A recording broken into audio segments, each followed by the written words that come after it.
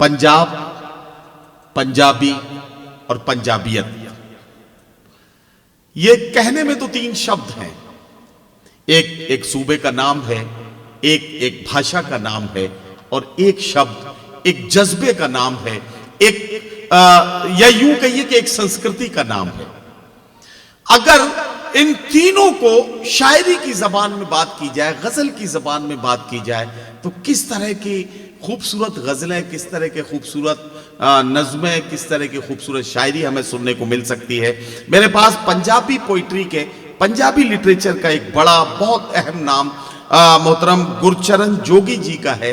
मैं उनसे बहुत ही आदर और सम्मान के साथ, बहुत ही इज्जत और एहतराम के साथ गुजारिश कर रहा हूँ, अब वो माइक पर तशरीफ लाएंगे और अपने खूबसूरत कलाम से नवाजेंगे।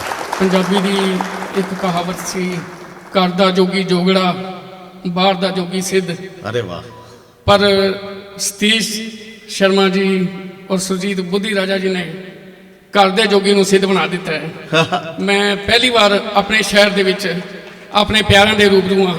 सीधा सीधा दो तीन शेर ते एक छोटी सी गजल तुहाडे सब दे चरणों च। इरशाद।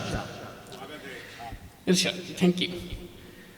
दीवे नूं जो कम मिलिया सी, वाह।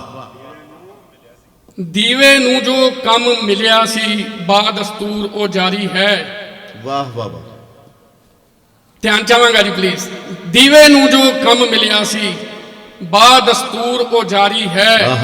हर नुक्कड़ नूं रोशन करना इसकी जिम्मेवारी है। अरे वाह वाह वाह वाह। हर नुक्कड़ नूं रोशन करना इसकी जिम्मेवारी है, और मत्थे विच जे जग जाए तां जीवन उजला हो जांदा। अरे क्या कहना, वाह। मत्थे विच जे जग जाए तां जीवन उजला हो जांदा, अंदर बाहर चानन चानन दीवा परोपकारी है। वाह वाह वाह वाह। अंदर बाहर चानन चानन दीवा परोपकारी है। वाह। और शेर देखना जी, दीवे नाल ही संबंधित है। इरशाद। ए भला मौसम दी केड़ी जात है, ए भला मौसम दी केड़ी जात है, शिखर ते सूरज है फिर भी रात है। वाह। ए भला मौसम दी केड़ी जात है, शिखर ते सूरज है फिर भी रात है, और चार दीवे बाल के एक चौंकते। क्या कहना। चार दीवे बाल के एक चौंकते, कह रहा है सानू कहो प्रभात है। वाह वाह वाह वाह वाह। चार दीवे बाल के एक चौंकते, क्या कहना, वाह। मेहरबानी, बहुत शुक्रिया। कह रहा है सानू कहो प्रभात है। वाह वाह वाह।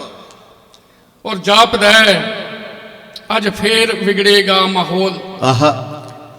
जापदा है अज फिर बिगड़ेगा माहौल, शोर जो चुपदा सुनाई दे रहा है। वाह वाह वाह। जापदा है अज फिर बिगड़ेगा माहौल, शोर जो चुपदा सुनाई दे रहा है, बीजियां खुशियां सदा जिस वास्ते। क्या कहना। वो भी जोगी नूं बुराई दे रहे हैं।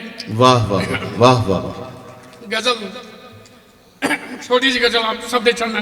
इरशाद। विछड़े मिला दिया मैं हर बार आखदी है। क्या कहना, क्या कहना। मोदी राजा साहब,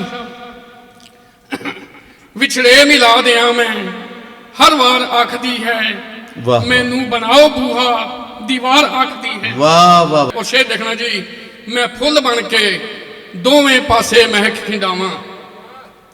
मेहरबानी। मैं फुल बन के दोवें पासे महक खिंडावा, सरहद ते कंडियां वाली एक तार आखदी है। वाह वाह वाह वाह वाह। मैं फुल बन के दोवें पासे महक खिंडावा।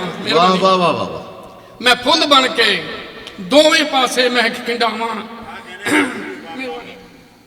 सरहद ते कंडियां वाली एक तार आखदी है।